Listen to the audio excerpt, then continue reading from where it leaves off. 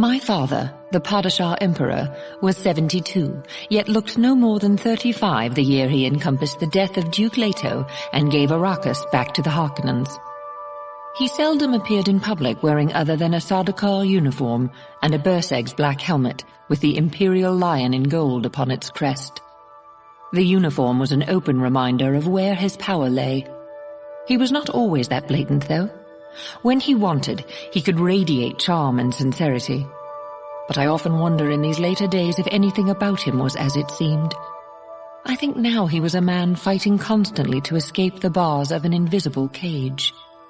You must remember that he was an emperor, fatherhead of a dynasty that reached back into the dimmest history. But we denied him a legal son. Was this not the most terrible defeat a ruler ever suffered? My mother obeyed her sister superiors, whether Lady Jessica disobeyed. Which of them was the stronger? History already has answered. In my father's house, by the Princess Irulan. Jessica awakened in cave darkness, sensing the stir of Fremen around her, smelling the acrid still-suit odour. Her inner time sense told her it would soon be night outside, but the cave remained in blackness, shielded from the desert by the plastic hoods that trapped their body moisture within this space. She realized that she had permitted herself the utterly relaxing sleep of great fatigue, and this suggested something of her own unconscious assessment on personal security within Stilgar's troop. She turned in the hammock that had been fashioned of her robe, slipped her feet to the rock floor and into her desert boots. I must remember to fasten the boots slip fashion to help my still-suit's pumping action, she thought. There are so many things to remember. She could still taste their morning meal, the morsel of bird flesh and grain bound within a leaf with spice honey, and it came to her that the use of time was turned around here. Night was the day of activity, and day was the time of rest. Night conceals. Night is safest. She unhooked her robe from its hammock pegs in a rock alcove, fumbled with the fabric in the dark until she found the top, slipped into it. How to get a message out to the Bene Gesserit, she wondered. They would have to be told of the two strays in Arrakeen Sanctuary. Glow globes came alight farther into the cave. She saw people moving there, Paul among them already dressed and with his hood thrown back to reveal the aquiline Atreides profile. He had acted so strangely before they retired, she thought.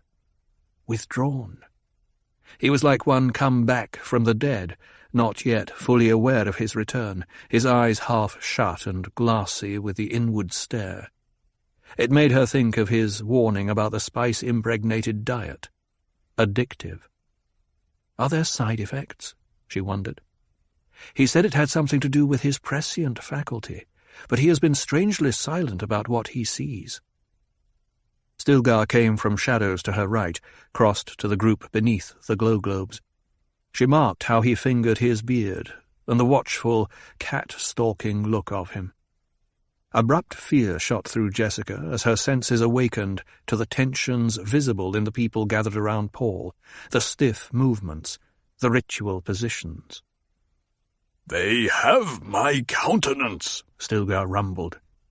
Jessica recognized the man Stilgar confronted, Jamis. She saw then the rage in Jamis, the tight set of his shoulders. Jamis, the man Paul bested, she thought. "You know the rules, Stilgar," Jamis said. "Who knows it better?" Stilgar asked. And she heard the tone of placation in his voice, the attempt to smooth something over. "I choose the combat," Jamis growled. Jessica sped across the cave, grasped Stilgar's arm. "What is this?" she asked. "It's the Amtal rule," Stilgar said. "Jamis is demanding the right to test your part in the legend." "She must be championed," Jamis said. "If her champion wins, that's the truth in it. But it's said," he glanced across the press of people, "that she'd need no champion from the Fremen, which can mean only that she brings her own champion." He's talking of single combat with Paul, Jessica thought. She released Stilgar's arm, took a half-step forward. "I'm always my own champion," she said. The meaning's simple enough for—" "You will not tell us our ways," Jameis snapped. "Not without more proof than I've seen. Stilgar could have told you what to say last morning. He could have filled your mind full of the coddle, and you could have bird-talked it to us, hoping to make a false way among us." I can take him, Jessica thought, but that might conflict with the way they interpret the legend. And again she wondered at the way the Missionaria Protectiva's work had been twisted on this planet. Stilgar looked at Jessica, spoke in a low voice, but one designed to carry to the crowd's fringe. "Jameis is one to hold a grudge, Sayadina. Your son bested him, and—" "It was an accident," Jameis roared. "There was witch force at Tuono Basin, and I'll prove it now." "And I've bested him myself," Stilgar continued. "He seeks by this Tahadi challenge to get back at me as well. There's too much of violence in Jameis for him ever to make a good leader. Too much Goffla, the distraction. He gives his mouth to the rules and his heart to the Safa, the turning away.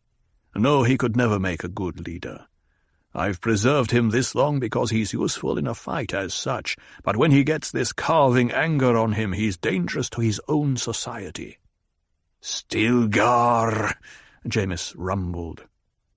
And Jessica saw what Stilgar was doing, trying to enrage Jameis, to take the challenge away from Paul.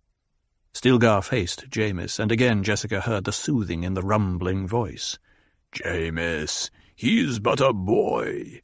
He's—" "You named him a man," Jameis said. "His mother says he's been through the Gorm Jabbar. He's full-fleshed and with a surfeit of water. The ones who carried their pack say there's litre-johns of water in it. Litre-johns, and us sipping our catch pockets the instant they show dew sparkle." Stilgar glanced at Jessica. "Is this true? Is there water in your pack?"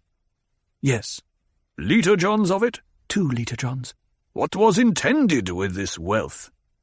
"Wealth?" she thought. She shook her head, feeling the coldness in his voice. "Where I was born, water fell from the sky and ran over the land in wide rivers," she said. "There were oceans of it so broad you could not see the other shore. I've not been trained to your water discipline. I've never before had to think of it this way." A sighing gasp arose from the people around them. "Water fell from the sky? It ran over the land?" "Did you know there are those among us who've lost from their catch pockets by accident, and will be in sore trouble before we reach Tabor this night?" "How could I know?" Jessica shook her head. "If they're in need, give them water from our pack." "Is that what you intended with this wealth?" "I intended it to save life," she said. "Then we accept your blessing, Sayadina." "You'll not buy us off with water," Jameis growled. "Nor will you anger me against yourself, Stilgar. I see you trying to make me call you out before I've proved my words." Stilgar faced Jameis.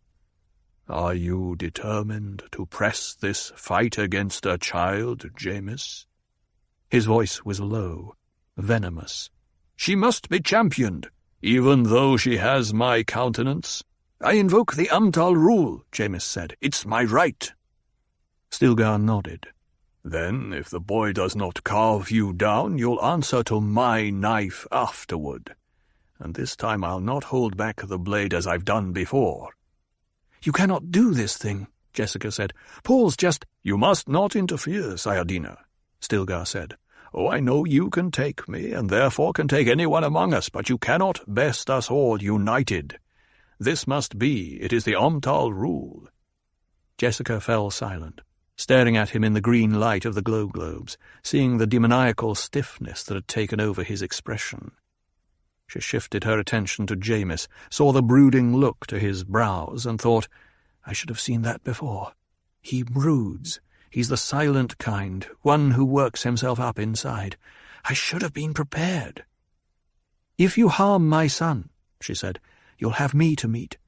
I call you out now. I'll carve you into a joint of—" "Mother," Paul stepped forward, touched her sleeve. "Perhaps if I explain to Jameis how—" "Explain?" Jameis sneered. Paul fell silent, staring at the man. He felt no fear of him. Jameis appeared clumsy in his movements, and he had fallen so easily in their night encounter on the sand. But Paul still felt the nexus boiling of this cave, still remembered the prescient visions of himself, dead under a knife. There had been so few avenues of escape for him in that vision. Stilgar said, "Sayadina, you must step back now, where—" "Stop calling her Sayadina," Jamis said. "That's yet to be proved. So she knows the prayer, what's that? Every child among us knows it." He has talked enough, Jessica thought. I've the key to him. I could immobilize him with a word. She hesitated. But I cannot stop them all. "You will answer to me, then," Jessica said, and she pitched her voice in a twisting tone with a little whine in it and a catch at the end.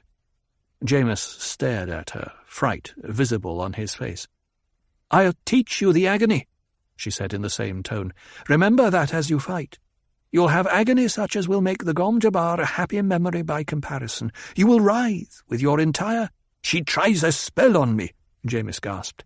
He put his clenched right fist beside his ear. "I invoke the silence on her." "So be it then," Stilgar said.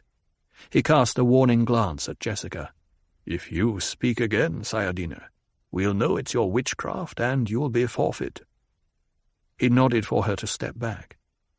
Jessica felt hands pulling her, helping her back, and she sensed they were not unkindly. She saw Paul being separated from the throng, the elfin-faced Cheney whispering in his ear as she nodded toward Jamis. A ring formed within the troop.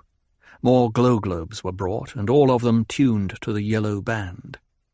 Jamis stepped into the ring, slipped out of his robe, and tossed it to someone in the crowd. He stood there in a cloudy, grey slickness of stillsuit that was patched and marked by tucks and gathers. For a moment he bent, with his mouth to his shoulder, drinking from a catch-pocket tube. Presently he straightened, peeled off, and detached the suit, handed it carefully into the crowd. He stood waiting, clad in loincloth and some tight fabric over his feet, a crysknife in his right hand. Jessica saw the girl-child Cheney helping Paul, saw her press a crysknife handle into his palm, saw him heft it, testing the weight and balance. And it came to Jessica that Paul had been trained in prana and bindu, the nerve and the fibre, that he had been taught fighting in a deadly school, his teachers men like Duncan Idaho and Gurney Halleck, men who were legends in their own lifetimes. The boy knew the devious ways of the Bene Gesserit, and he looked supple and confident. "But he's only 15, she thought, "and he has no shield. I must stop this. Somehow there must be a way to—" She looked up, saw Stilgar watching her. "You cannot stop it," he said. "You must not speak." She put a hand over her mouth, thinking, I've planted fear in Jamis's mind. It'll slow him some, perhaps. If I could only pray, truly pray. Paul stood alone now just into the ring, clad in the fighting trunks he'd worn under his stillsuit. He held a crysknife in his right hand, his feet were bare against the sand-gritted rock. Idaho had warned him time and again, "When in doubt of your surface, bare feet are best." And there were Cheney's words of instruction still in the front of his consciousness. "Jamis turns to the right with his knife after a parry. It's a habit in him we've all seen, and he'll aim for the eyes to catch a blink in which to slash you. And he can fight either hand. Look out for a knife shift." But strongest in Paul, so that he felt it with his entire body, was training and the instinctual reaction mechanism that had been hammered into him day after day, hour after hour on the practice floor. Gurney Halleck's words were there to remember. "The good knife fighter thinks on point and blade and shearing guard simultaneously. The point can also cut.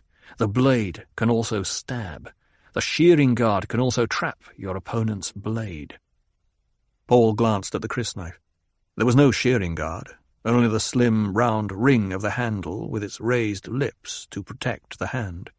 And even so, he realized that he did not know the breaking tension of this blade, did not even know if it could be broken. Jamis began sidling to the right along the edge of the ring opposite Paul. Paul crouched, realizing then that he had no shield but was trained to fighting with its subtle field around him, trained to react on defense with utmost speed, while his attack would be timed to the controlled slowness necessary for penetrating the enemy's shield. In spite of constant warning from his trainers not to depend on the shield's mindless blunting of attack speed, he knew that shield awareness was part of him. Jameis called out in ritual challenge. "May thy knife chip and shatter." This knife will break, then, Paul thought. He cautioned himself that Jameis also was without shield, but the man wasn't trained to its use, had no shield fighter inhibitions. Paul stared across the ring at Jameis. The man's body looked like knotted whipcord on a dried skeleton. His crysknife shone milky yellow in the light of the glow globes. Fear coursed through Paul. He felt suddenly alone and naked, standing in dull yellow light within this ring of people. Prescience had fed his knowledge with countless experiences, hinted at the strongest currents of the future and the strings of decision that guided them, but this was the real now. This was death hanging on an infinite number of minuscule mischances. Anything could tip the future here, he realized. Someone coughing in the troop of watchers, a distraction, a variation in a glow globe's brilliance, a deceptive shadow. "I'm afraid," Paul told himself. And he circled warily opposite Jameis, repeating silently to himself the Bene Gesserit litany against fear. Fear is the mind killer. It was a cool bath washing over him. He felt muscles untie themselves, become poised and ready.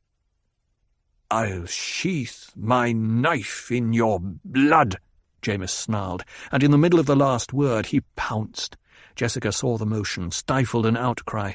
Where the man struck there was only empty air, and Paul stood now behind Jameis with a clear shot at the exposed back. "Now, Paul, now!" Jessica screamed it in her mind. Paul's motion was slowly timed, beautifully fluid, but so slow it gave Jameis the margin to twist away, backing and turning to the right. Paul withdrew, crouching low. "First, you must find my blood," he said. Jessica recognized the shield fighter timing in her son, and it came over her what a two-edged thing that was. The boy's reactions were those of youth, and trained to a peak these people had never seen. But the attack was trained too, and conditioned by the necessities of penetrating a shield barrier.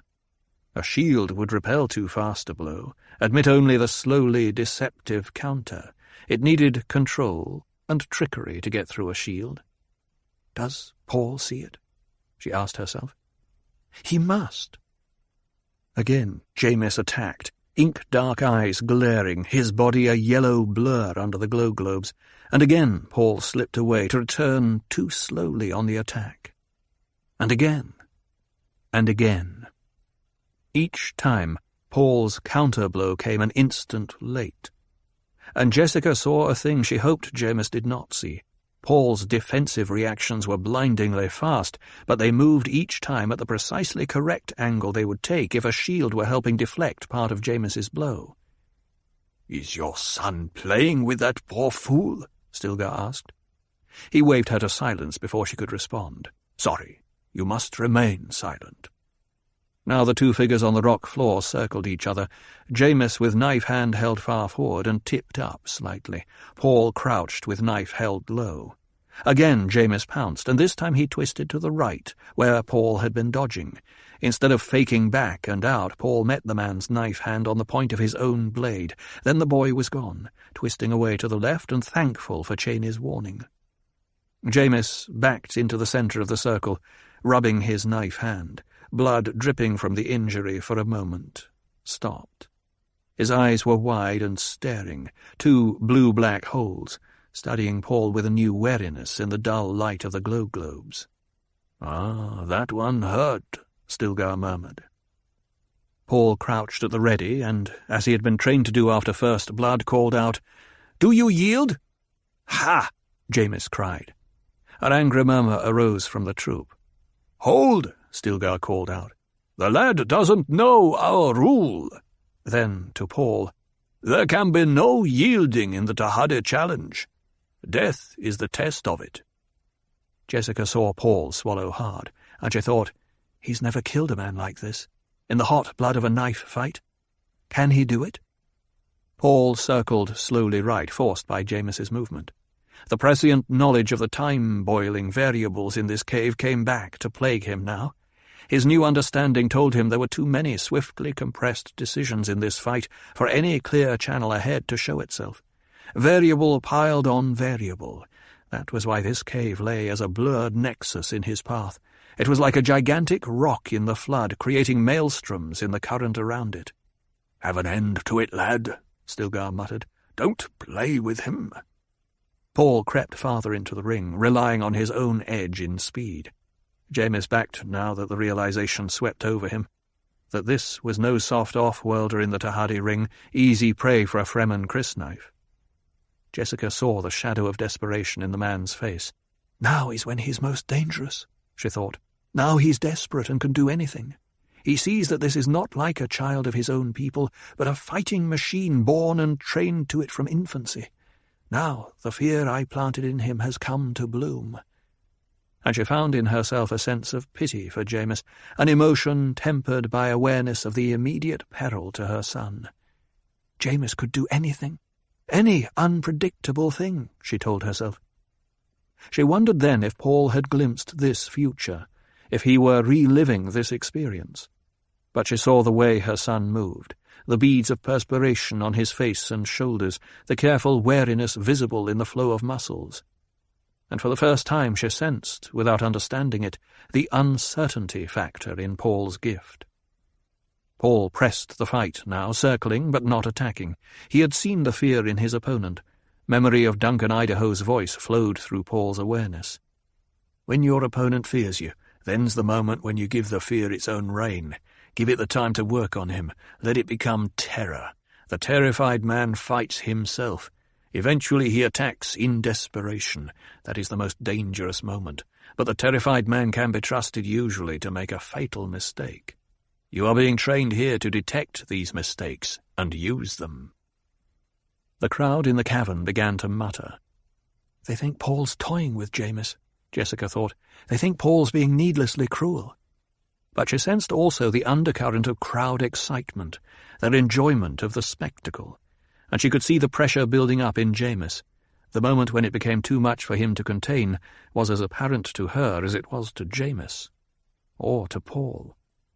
Jamis leaped high, feinting and striking down with his right hand, but the hand was empty. The crysknife had been shifted to his left hand. Jessica gasped. But Paul had been warned by Cheney. Jamis fights with either hand, and the depth of his training had taken in that trick en passant. "Keep the mind on the knife and not on the hand that holds it," Gurney Halleck had told him time and again. "The knife is more dangerous than the hand, and the knife can be in either hand." And Paul had seen Jamis's mistake. Bad footwork so that it took the man a heartbeat longer to recover from his leap, which had been intended to confuse Paul and hide the knife shift. Except for the low yellow light of the glow globes and the inky eyes of the staring troop, it was similar to a session on the practice floor. Shields didn't count where the body's own movement could be used against it. Paul shifted his own knife in a blurred motion, slipped sideways and thrust upward where Jamis's chest was descending, then away to watch the man crumble. Jamis fell like a limp rag, face down, gasped once and turned his face toward Paul, then lay still on the rock floor. His dead eyes stared out like beads of dark glass. "Killing with a point lacks artistry," Idaho had once told Paul. "But don't let that hold your hand when the opening presents itself." The troop rushed forward, filling the ring, pushing Paul aside. They hid Jamis in a frenzy of huddling activity. Presently a group of them hurried back into the depths of the cavern, carrying a burden wrapped in a robe. And there was no body on the rock floor. Jessica pressed through toward her son. She felt that she swam in a sea of robed and stinking backs, a throng strangely silent. Now is the terrible moment, she thought. He has killed a man in clear superiority of mind and muscle. He must not grow to enjoy such a victory. She forced herself through the last of the troop and into a small open space, where two bearded Fremen were helping Paul into his stillsuit. Jessica stared at her son. Paul's eyes were bright. He breathed heavily, permitting the ministrations to his body rather than helping them. Him against Jameis, and not a mark on him, one of the men muttered. Cheney stood at one side, her eyes focused on Paul. Jessica saw the girl's excitement, the admiration in the elfin face. It must be done now, and swiftly, Jessica thought. She compressed ultimate scorn into her voice and manner, said, "Well, now, how does it feel to be a killer?" Paul stiffened as though he had been struck. He met his mother's cold glare, and his face darkened with a rush of blood. Involuntarily he glanced toward the place on the cavern floor where Jameis had lain. Stilgar pressed through to Jessica's side, returning from the cave depths where the body of Jameis had been taken. He spoke to Paul in a bitter, controlled tone. "When the time comes for you to call me out and try for my murder, do not think you will play with me the way you played with Jameis." Jessica sensed the way her own words and Stilgar's sank into Paul, doing their harsh work on the boy. The mistake these people made, it served a purpose now. She searched the faces around them as Paul was doing, seeing what he saw. Admiration, yes, and fear, and in some, loathing. She looked at Stilgar, saw his fatalism, knew how the fight had seemed to him.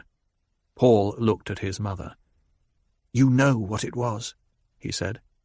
She heard the return to sanity, the remorse in his voice. Jessica swept her glance across the troop, said, "Paul has never before killed a man with a naked blade." Stilgar faced her, disbelief in his face. "I wasn't playing with him," Paul said. He pressed in front of his mother, straightening his robe, glanced at the dark place of Jameis's blood on the cavern floor. "I did not want to kill him." Jessica saw belief come slowly to Stilgar, saw the relief in him as he tugged at his beard with a deeply veined hand. She heard muttering awareness spread through the troop. "That's why you asked him to yield," Stilgar said. "I see. Our ways are different, but you'll see the sense in them. I thought we'd admitted a scorpion into our midst." He hesitated then.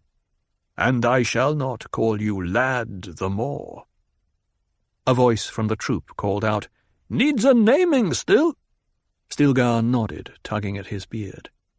"I see strength in you, like the strength beneath a pillar." Again he paused, then, "You shall be known among us as Usul, the base of the pillar. This is your secret name, your troop name. We of Sietch Tabur may use it, but none other may so presume. Usul." Murmuring went through the troop. Good choice, that. Strong. Bring us luck. And Jessica sensed the acceptance, knowing she was included in it with her champion. She was indeed Sayadina. "Now, what name of manhood do you choose for us to call you openly?" Stilgar asked.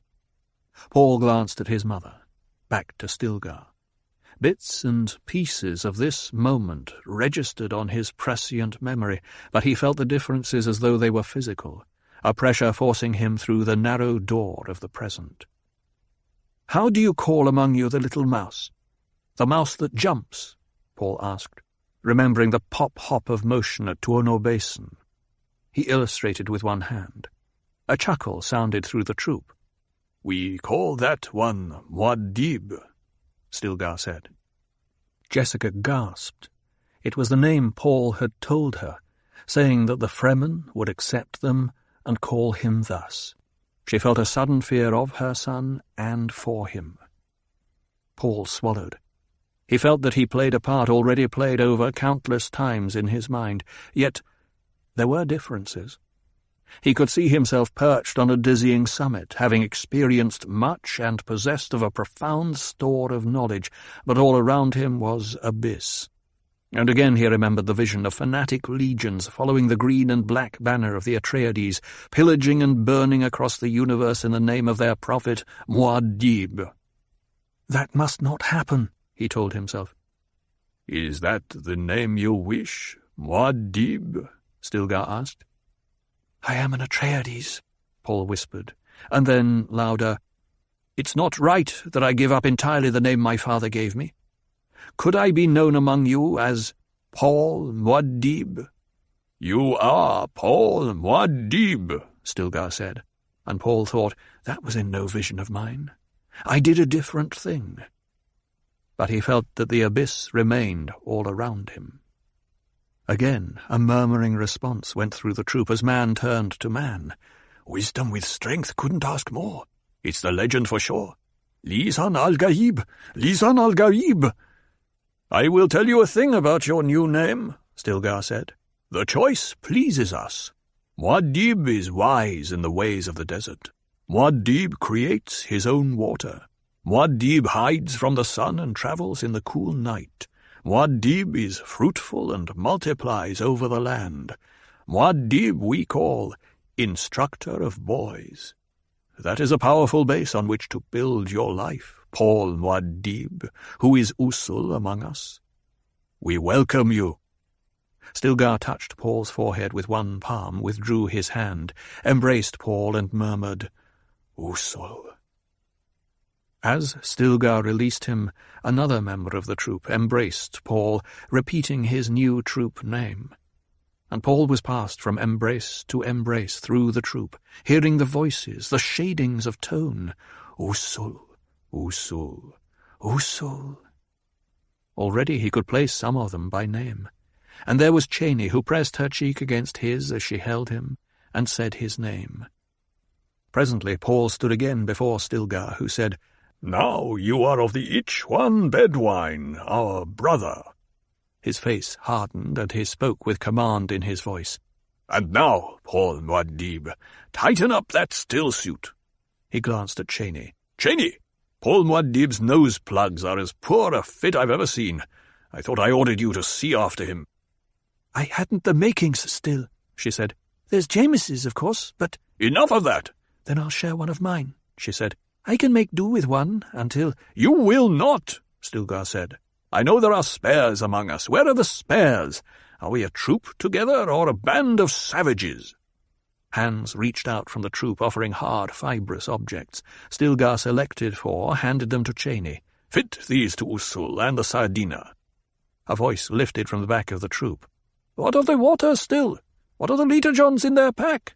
"I know your need, Farouk," Stilgar said. He glanced at Jessica. She nodded. "Broach 1 for those that need it," Stilgar said. "Watermaster, where is a watermaster? Ah, Shimum, care for the measuring of what is needed, the necessity and no more.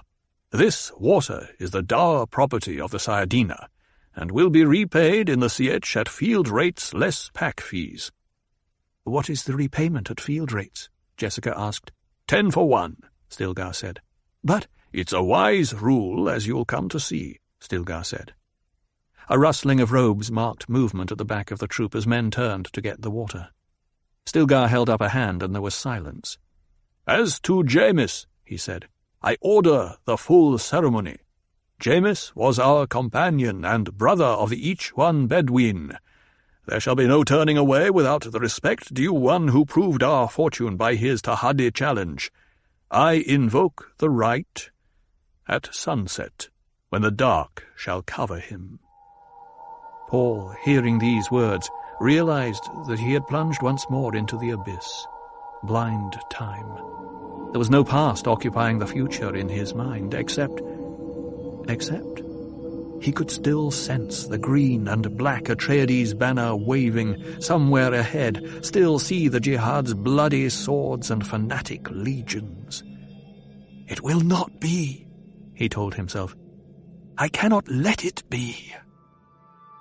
God created Arrakis to train the faithful.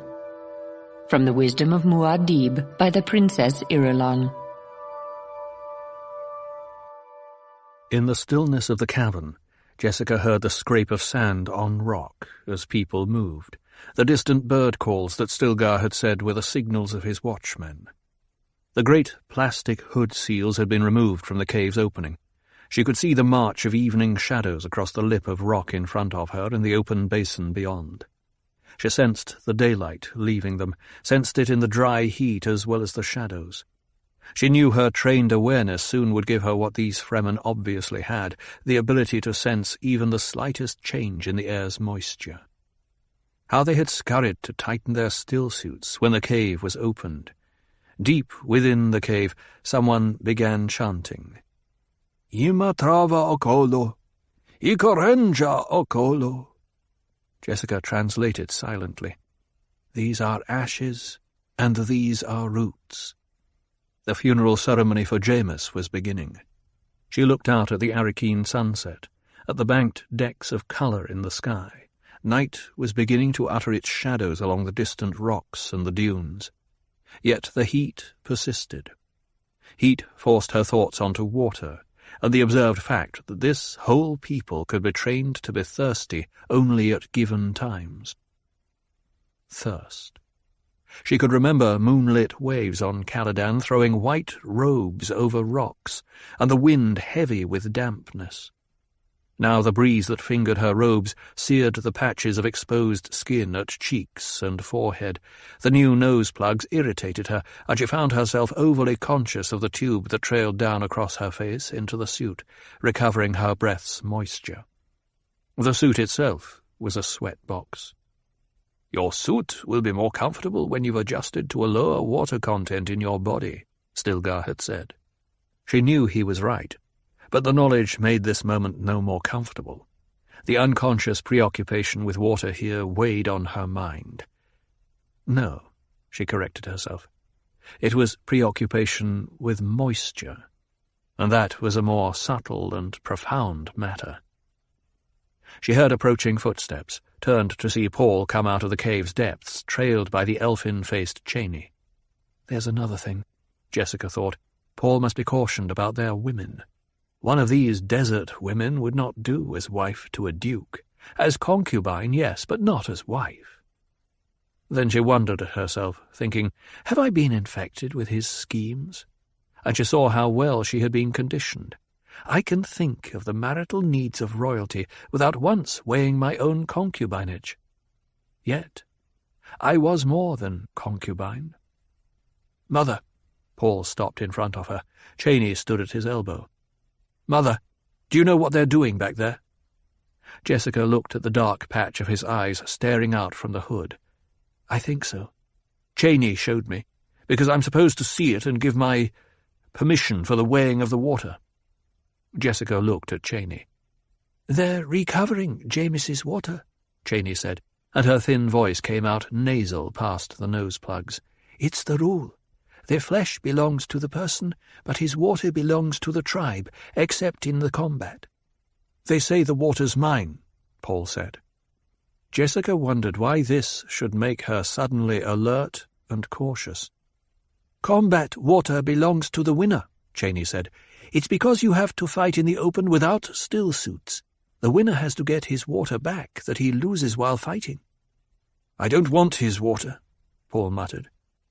He felt that he was a part of many images moving simultaneously in a fragmenting way that was disconcerting to the inner eye. He could not be certain what he would do, but of one thing he was positive. He did not want the water distilled out of Jameis's flesh. It's water, Cheney said. Jessica marvelled at the way she said it. Water. So much meaning in a simple sound. A Bene Gesserit axiom came to Jessica's mind. Survival is the ability to swim in strange water. And Jessica thought, Paul and I, we must find the currents and patterns in these strange waters, if we're to survive. You will accept the water, Jessica said. She recognized the tone in her voice. She had used that same tone once with Leto, telling her lost duke that he would accept a large sum offered for his support in a questionable venture because money maintained power for the Atreides. On Arrakis, water was money. She saw that clearly. Paul remained silent, knowing then that he would do as she ordered, not because she ordered it, but because her tone of voice had forced him to re-evaluate. To refuse the water would be to break with accepted Fremen practice. Presently, Paul recalled the words of 467 Kalima in Yui's OC Bible. He said, "From water does all life begin." Jessica stared at him. Where did he learn that quotation? She asked herself. He hasn't studied the mysteries. Thus it is spoken, Cheney said. Judicia mantin. It is written in the Shahnameh that water was the first of all things created. For no reason she could explain, and this bothered her more than the sensation, Jessica suddenly shuddered. She turned away to hide her confusion and was just in time to see the sunset. A violent calamity of colour spilled over the sky as the sun dipped beneath the horizon. "It is time!" The voice was Stilgar's, ringing in the cavern. "James's weapon has been killed. James has been called by him, by Shai Hulud, who has ordained the phases for the moons that daily wane and, in the end, appear as bent and withered twigs." Stilgar's voice lowered. "Thus it is with James." Silence fell like a blanket on the cavern. Jessica saw the grey shadow movement of Stilgar like a ghost figure within the dark inner reaches. She glanced back at the basin, sensing the coolness. "The friends of James will approach," Stilgar said. Men moved behind Jessica, dropping a curtain across the opening. A single glow globe was lighted overhead far back in the cave. Its yellow globe picked out an inflowing of human figures. Jessica heard the rustling of the robes. Cheney took a step away as though pulled by the light. Jessica bent close to Paul's ear, speaking in the family code. "Follow their lead. Do as they do. It will be a simple ceremony to placate the shade of Jamis." It will be more than that, Paul thought, and he felt a wrenching sensation within his awareness, as though he were trying to grasp something in motion and render it motionless. Cheney glided back to Jessica's side, took her hand.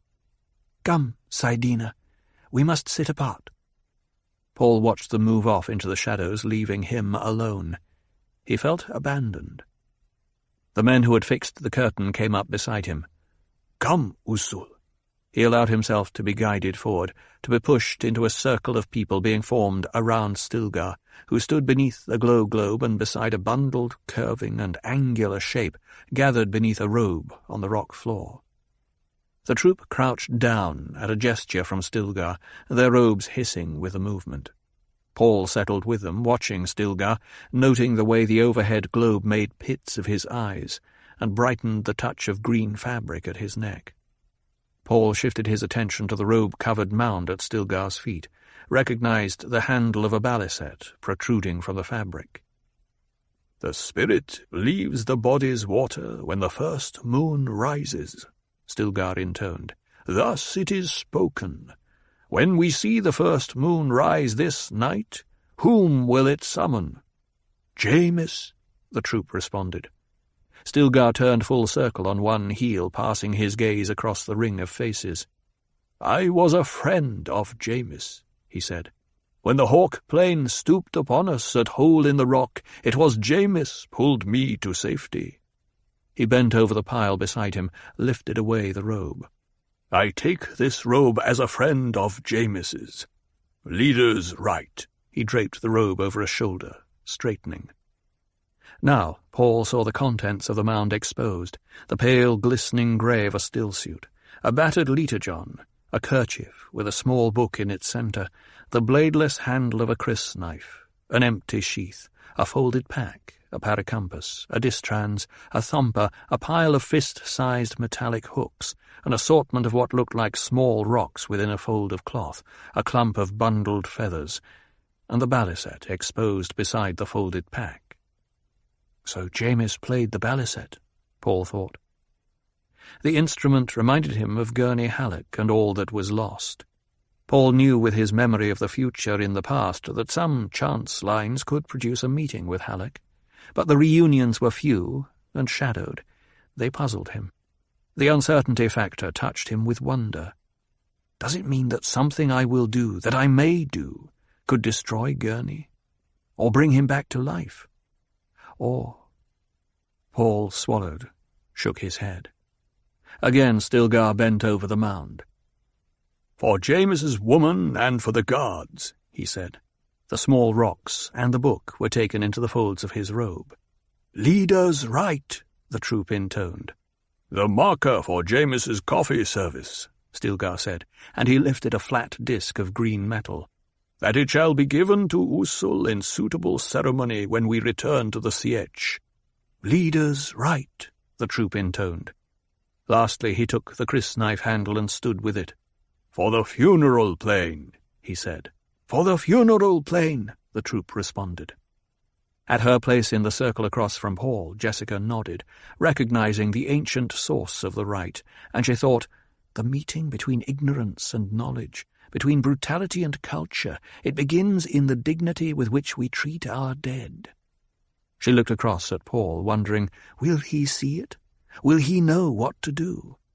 "We are friends of Jamis," Stilgar said. "We are not wailing for our dead like a pack of Garvarg." A grey-bearded man to Paul's left stood up. "I was a friend of Jamis," he said. He crossed to the mound, lifted the distrans. "When our water went below Minim at the siege of Two Breads, Jamis shared." The man returned to his place in the circle. Am I supposed to say I was a friend of Jamis? Paul wondered. Do they expect me to take something from that pile? He saw faces turn toward him, turn away. They do expect it. Another man across from Paul arose, went to the pack and removed the paracampus. "I was a friend of Jamis," he said. "When the patrol caught us at bite of the cliff and I was wounded, Jamis drew them off, so the wounded could be saved." He returned to his place in the circle. Again the faces turned toward Paul, and he saw the expectancy in them, lowered his eyes. An elbow nudged him, and a voice hissed, "Would you bring the destruction on us?" How can I say I was his friend? Paul wondered. Another figure arose from the circle opposite Paul, and as the hooded face came into the light, he recognized his mother. She removed a kerchief from the mount. "I was a friend of Jamis," she said. "When the spirit of spirits within him saw the needs of truth, that spirit withdrew and spared my son." She returned to her place, and Paul recalled the scorn in his mother's voice as she had confronted him after the fight. How does it feel to be a killer? Again he saw the faces turned toward him, felt the anger and fear in the troop. A passage his mother had once film-booked for him on The Cult of the Dead flickered through Paul's mind. He knew what he had to do.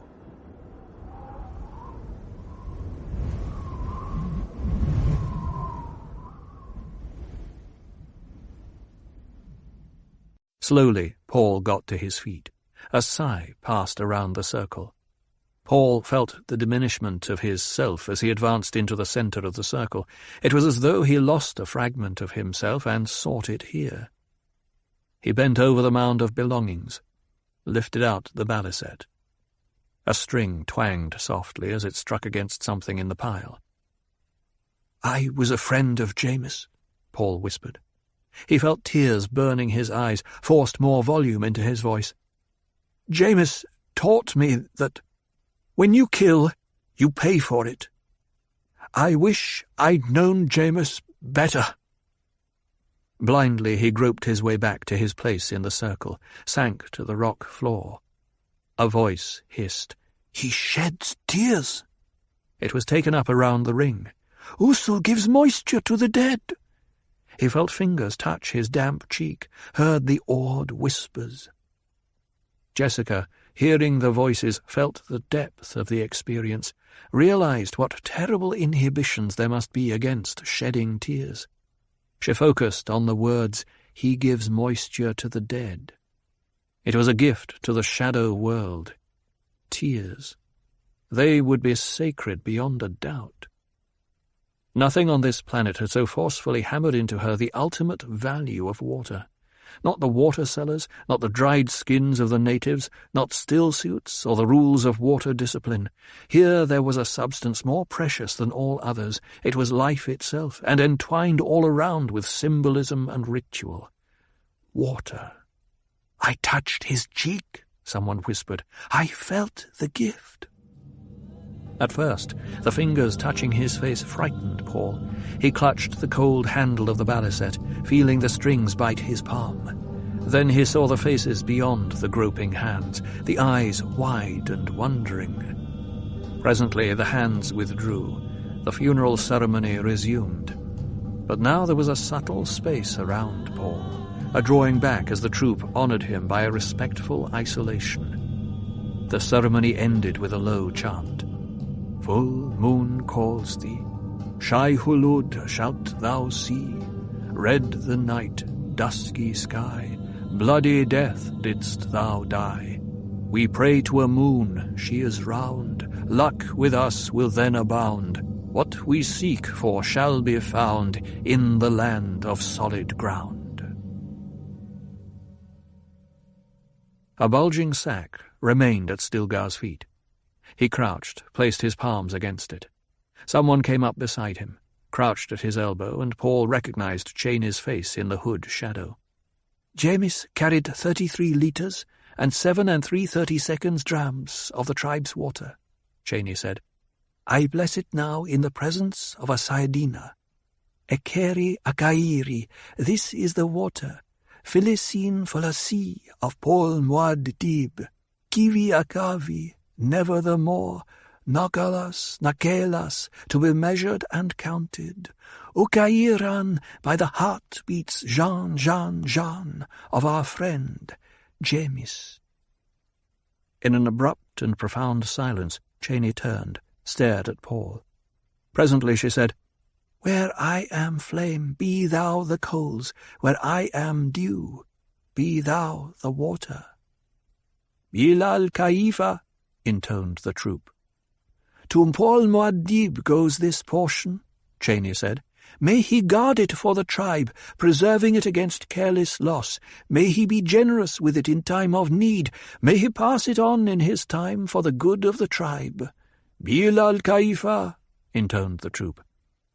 I must accept that water, Paul thought. Slowly he arose, made his way to Cheney's side. Stilgar stepped back to make room for him, took the balisette gently from his hand. Kneel, Cheney said. Paul knelt. She guided his hands to the water bag, held them against the resilient surface. With this water the tribe entrusts thee, she said. Jamis is gone from it. Take it in peace. She stood, pulling Paul up with her. Stilgar returned the balisette, extended a small pile of metal rings in one palm. Paul looked at them, seeing the different sizes, the way the light of the glow-globe reflected off them. Cheney took the largest ring, held it on a finger. 30 litres, she said.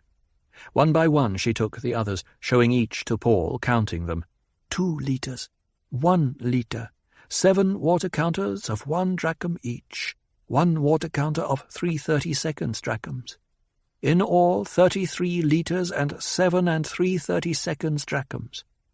She held them up on her finger for Paul to see. Do you accept them? Stilgar asked. Paul swallowed, nodded. Yes. Later, Cheney said, I will show you how to tie them in a kerchief so they won't rattle and give you away when you need silence. She extended her hand. Will you hold them for me? Paul asked. Cheney turned a startled glance on Stilgar. He smiled, said, Pol Muad'Dib, who is Usul, does not yet know our ways, Cheney. Hold his water counters without commitment until it's time to show him the manner of carrying them. She nodded, whipped a ribbon of cloth from beneath her robe, linked the rings onto it with an intricate over and under weaving, hesitated, then stuffed them into the sash beneath her robe. I missed something there, Paul thought. He sensed the feeling of humour around him, something bantering in it, and his mind linked up a prescient memory. Water counters offered to a woman, courtship ritual. Watermasters, Stilgar said. The troop arose in a hissing of robes. 2 men stepped out, lifted the water bag. Stilgar took down the glow-globe, led the way with it into the depths of the cave. Paul was pressed in behind Cheney, noted the buttery glow of light over rock walls, the way the shadows danced, and he felt the troop's lift of spirits contained in a hush air of expectancy. Jessica pulled into the end of the troop by eager hands. hemmed around by jostling bodies, suppressed a moment of panic. She had recognized fragments of the ritual, identified the shards of Chekhovsa and Botani Jib in the words, and she knew the wild violence that could explode out of these seemingly simple moments. Jean, Jean, Jean, she thought. Go, go, go. It was like a child's game that had lost all inhibition in adult hands. Stilgar stopped at a yellow rock wall. He pressed an outcropping, and the wall swung silently away from him, opening along an irregular crack. He led the way through past a dark honeycomb lattice that directed a cool wash of air across Paul when he passed it. Paul turned a questioning stare on Cheney, tugged her arm. "That air felt damp," he said. "Shh," she whispered. But a man behind them said, "Plenty of moisture in the trap tonight. James's way of telling us he's satisfied." Jessica passed through the secret door, heard it close behind. She saw how the Fremen slowed while passing the honeycomb lattice, felt the dampness of the air as she came opposite it. Wind trap, she thought. They've a concealed wind trap somewhere on the surface to funnel air down here into cooler regions and precipitate the moisture from it. They passed through another rock door with latticework above it, and the door closed behind them. The draught of air at their backs carried a sensation of moisture clearly perceptible to both Jessica and Paul. At the head of the troop, the glow globe in Stilgar's hands dropped below the level of the heads in front of Paul. Presently he felt steps beneath his feet, curving down to the left. Light reflected back up across hooded heads, and a winding movement of people spiraling down the steps. Jessica sensed mounting tension in the people around her, a pressure of silence that rasped her nerves with its urgency. The steps ended, and the troop passed through another low door. The light of the glow globe was swallowed in a great open space with a high, curved ceiling. Paul felt Cheney's hand on his arm, heard a faint dripping sound in the chill air, felt an utter stillness come over the Fremen in the cathedral presence of water. "I have seen this place in a dream," he thought. The thought was both reassuring and frustrating. Somewhere ahead of him on this path, the fanatic hordes cut their gory path across the universe in his name. The green and black Atreides banner would become a symbol of terror. Wild legions would charge into battle, screaming their war cry, Muad'Dib! It must not be, he thought. I cannot let it happen. But he could feel the demanding race consciousness within him, his own terrible purpose, and he knew that no small thing could deflect the juggernaut. It was gathering weight and momentum. If he died this instant, the thing would go on through his mother and his unborn sister. Nothing less than the deaths of all the troop gathered here, and now, himself and his mother included, could stop the thing. Paul stared around him, saw the troop spread out in a line. They pressed him forward against a low barrier carved from native rock. Beyond the barrier, in the glow of Stilgar's globe, Paul saw an unruffled dark surface of water. It stretched away into shadows, deep and black, the far wall only faintly visible, perhaps 100 meters away. Jessica felt the dry pulling of skin on her cheeks and forehead, relaxing in the presence of moisture. The water pool was deep. She could sense its deepness and resisted a desire to dip her hands into it. A splashing sounded on her left. She looked down the shadowy line of Fremen, saw Stilgar with Paul standing beside him and the watermasters emptying their load into the pool through a flow meter. The meter was a round grey eye above the pool's rim. She saw its glowing pointer move as the water flowed through it, saw the pointer stop at 33 litres, 7 3/32 drachms. Superb accuracy in water measurement, Jessica thought. And she noted that the walls of the meter trough held no trace of moisture after the water's passage. The water flowed off those walls without binding tension. She saw a profound clue to Fremen technology in the simple fact. They were perfectionists. Jessica worked her way down the barrier to Stilgar's side. Way was made for her with casual courtesy. She noted the withdrawn look in Paul's eyes, but the mystery of this great pool of water dominated her thoughts. Stilgar looked at her. "There were those among us in need of water," he said. "Yet they would come here and not touch this water. Do you know that?" "I believe it," she said.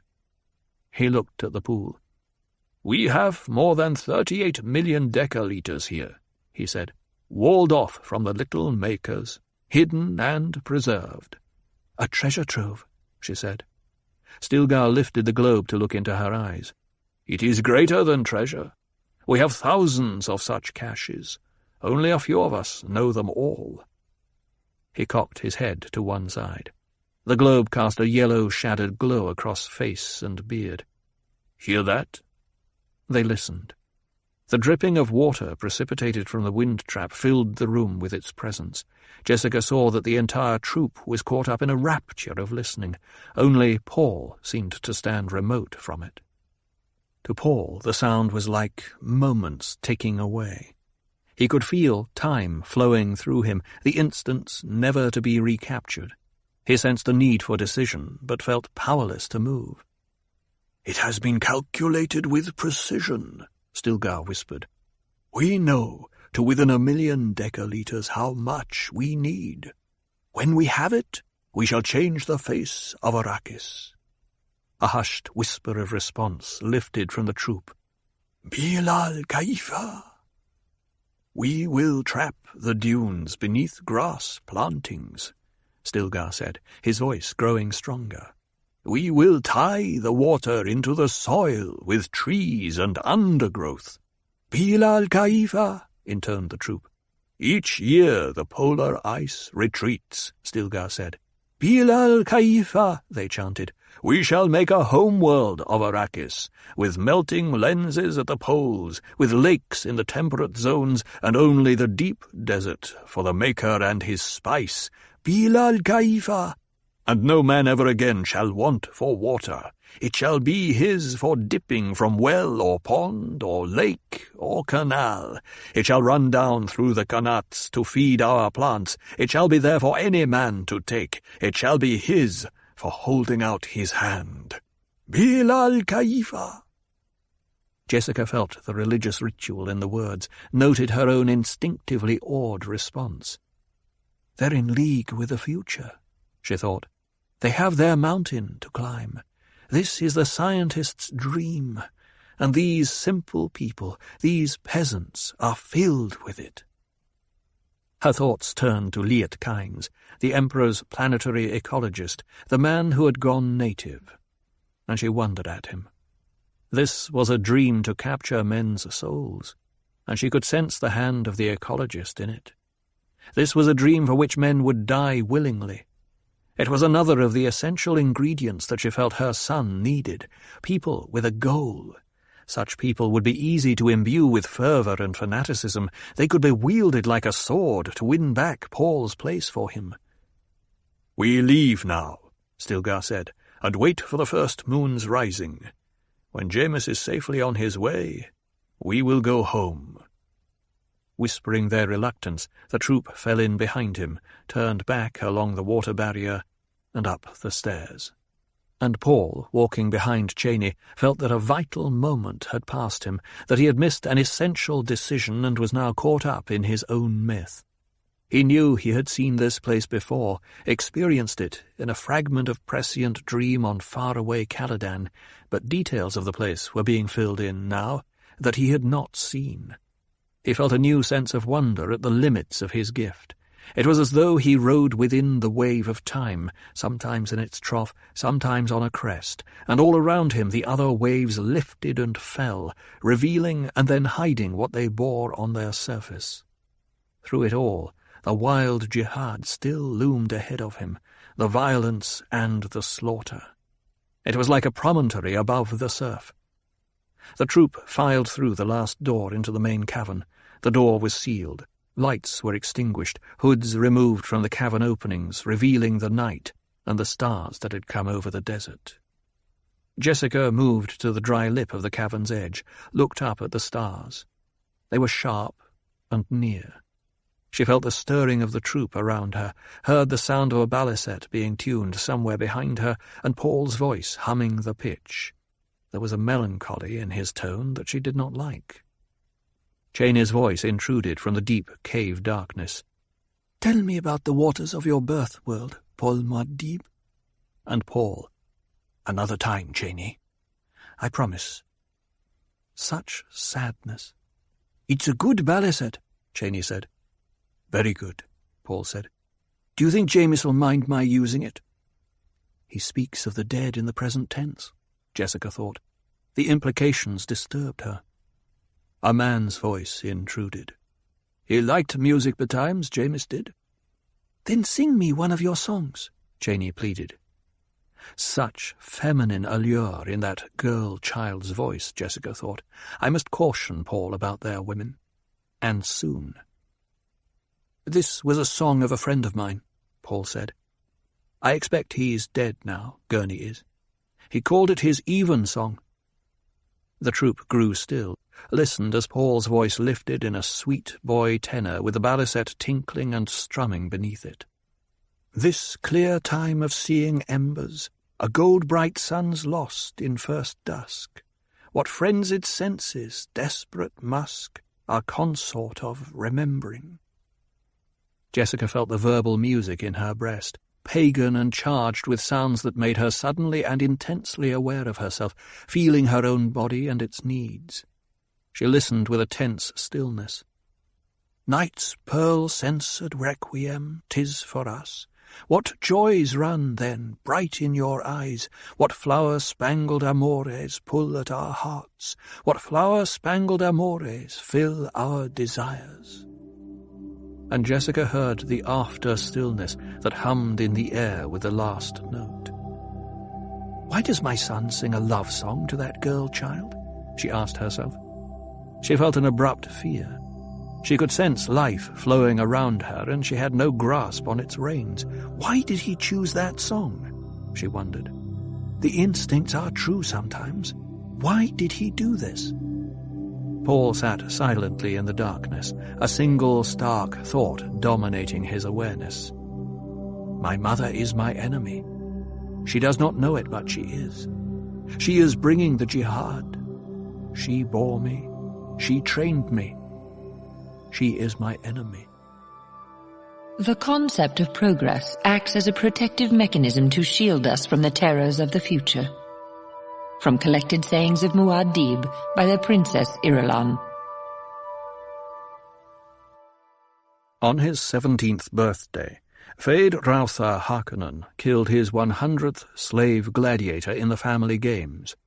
Visiting observers from the imperial court, a count and Lady Fenring, were on the Harkonnen homeworld of Gede Prime for the event, invited to sit that afternoon with the immediate family in the golden box above the triangular arena. In honour of the Nabaron's nativity, and to remind all Harkonnens and subjects that Feyd Rautha was heir designate, it was holiday on Gede Prime. The old Baron had decreed a meridian-to-meridian rest from labours, and effort had been spent in the family city of Harco to create the illusion of gaiety. Banners flew from buildings, new paint had been splashed on the walls along Court Way. But off the main way, Count Fenring and his lady noted the rubbish heaps, the scabrous brown walls reflected in the dark puddles of the streets, and the furtive scurrying of the people. In the Baron's blue-walled keep there was fearful perfection, but the Count and his lady saw the price being paid, guards everywhere, and weapons with that special sheen that told a trained eye they were in regular use. There were checkpoints for routine passage from area to area, even within the keep. The servants revealed their military training in the way they walked, in the set of their shoulders, in the way their eyes watched and watched and watched. "The pressure's on," the Count hummed to his lady in their secret language. "The Baron is just beginning to see the price he really paid to rid himself of the Duke Leto. Sometimes I must recount for you the legend of the Phoenix," she said. They were in the reception hall of the keep, waiting to go to the family games.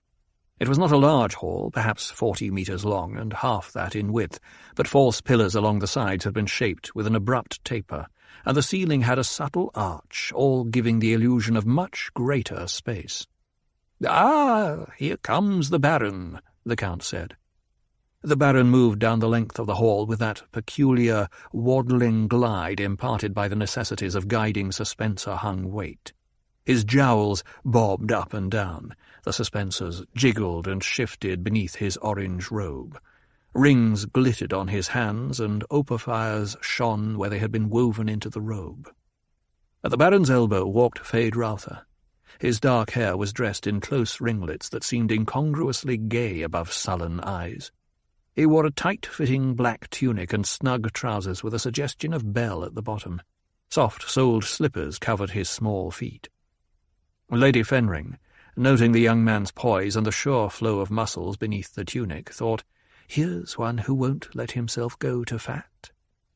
The Baron stopped in front of them, took Feyd-Rautha's arm in a possessive grip, said, "My nephew, the Baron Feyd-Rautha Harkonnen." And turning his baby-fat face toward Feyd-Rautha, he said, "The Count and Lady Fenring of whom I've spoken." Feyd-Rautha dipped his head with the required courtesy. He stared at the Lady Fenring. She was golden-haired and willowy, her perfection of figure clothed in a flowing gown of écru, simple fitness of form without ornament. Grey-green eyes stared back at him. She had that Bene Gesserit, serene repose about her that the young man found subtly disturbing.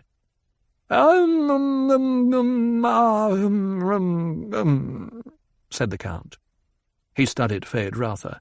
"The precise young man, my dear." The Count glanced at the Baron. "My dear Baron, you say you've spoken of us to this precise young man. What did you say?" "I told my nephew of the great esteem our Emperor holds for you, Count Fenring," the Baron said, and he thought, "Mark him well, Feyd. A killer with the manners of a rabbit. This is the most dangerous kind." "Of course," said the Count, and he smiled at his lady. Feyd-Rautha found the man's actions and words almost insulting. They stopped just short of something overt that would require notice. The young man focused his attention on the Count, a small man, weak-looking. The face was weaselish with over-large dark eyes. There was grey at the temples, and his movements. He moved a hand or turned his head one way, then he spoke another way. It was difficult to follow. You come upon such preciseness so rarely," the Count said, addressing the Baron's shoulder. "I congratulate you on the perfection of your air. In the light of the elder, one might say." "You are too kind," the Baron said. He bowed, but Feyd-Rautha noted that his uncle's eyes did not agree with the courtesy. "When you're ironic, that suggests you're thinking deep thoughts," the Count said. There he goes again, Feyd-Rautha thought. It sounds like he's being insulting, but there's nothing you can call out for satisfaction. Listening to the man gave Feyd-Rautha the feeling his head was being pushed through mush. Feyd-Rautha turned his attention back to the Lady Fenring. "We're taking up too much of this young man's time," she said. "I understand he is to appear in the arena today." "By the houris of the imperial harem, she's a lovely one," Feyd-Rautha thought. He said, "I shall make a kill for you this day, my lady. I shall make the dedication in the arena with your permission." She returned his stare serenely, but her voice carried whiplash as she said, "You do not have my permission." "Feyd," the Baron said, and he thought, "That imp, does he want this deadly Count to call him out?" But the Count only smiled and said, "You really must be getting ready for the arena, Feyd," the Baron said. "You must be rested, not take any foolish risks." Feyd-Rautha bowed, his face dark with resentment. "I'm sure everything will be as you wish, uncle." He nodded to Count Fenring. "Sir," to the lady. "My lady." And he turned, strode out of the hall, barely glancing at the knot of families minor near the double doors. "He's so young," the Baron sighed. Indeed, the Count said. and the Lady Fenring thought, can that be the young man the Reverend Mother meant? Is that a bloodline we must preserve? "We've more than an hour before going to the arena," the Baron said. "Perhaps we could have our little talk now, Count Fenring." He tipped his gross head to the right. "There's a considerable amount of progress to be discussed." And the Baron thought, let us see now how the Emperor's errand boy gets across whatever message he carries, without ever being so crass as to speak it right out. The Count spoke to his lady. You will excuse us, my dear?" "Each day, sometime each hour, brings change," she said. "Mm-hmm." And she smiled sweetly at the Baron before turning away. Her long skirts swished, and she walked with a straight-backed, regal stride toward the double doors at the end of the hall. The Baron noted how all conversation among the houses minor there stopped at her approach, how the eyes followed her. Bene Gesserit, the Baron thought. The universe would be better rid of them all. "There's a cone of silence between two of the pillars over here on our left," the Baron said. "We can talk there without fear of being overheard." He led the way with his waddling gait into the sound-deadening field, feeling the noises of the keep become dull and distant. The Count moved up beside the Baron, and they turned, facing the wall so their lips could not be read. We're not satisfied with the way you ordered the Sardaukar off Arrakis. Straight talk, the Baron thought. The Sardaukar could not stay longer without risking that others would find out how the Emperor helped me. But your nephew Raban does not appear to be pressing strongly enough toward a solution of the Fremen problem. What does the Emperor wish? There cannot be more than a handful of Fremen left on Arrakis. The southern desert is uninhabitable. The northern desert is swept regularly by our patrols. Who says the southern desert is uninhabitable? Your own planetologist said it, my dear Count. But Dr. Kynes is dead. Ah, yes. Unfortunate, that. We've word from an overflight across the southern reaches. There's evidence of plant life. Has the Guild then agreed to a watch from space? You know better than that, Baron. The Emperor cannot legally post a watch on Arrakis. And I cannot afford it. Who made this overflight? A smuggler. Someone has lied to you, Count. Smugglers cannot navigate the southern reaches any better than can Raban's men. Storm, sand static, and all that, you know. Navigation markers are knocked out faster than they can be installed. We'll discuss various types of static another time. Ah, the Baron thought. Have you found some mistake in my accounting, then? When you imagine mistakes, there can be no self-defense. He's deliberately trying to arouse my anger, the Baron thought. He took 2 deep breaths to calm himself. He could smell his own sweat, and the harness of the suspensors beneath his robe felt suddenly itchy and galling. The Emperor cannot be unhappy about the death of the concubine and the boy. They fled into the desert. There was a storm. Yes. There were so many convenient accidents. I do not like your tone, Count. Anger is one thing, violence another. Let me caution you. Should an unfortunate accident occur to me here, the great houses all would learn what you did on Arrakis. They've long suspected how you do business. The only recent business I can recall was the transportation of several legions of Sardaukar to Arrakis. You think you could hold that over the Emperor's head?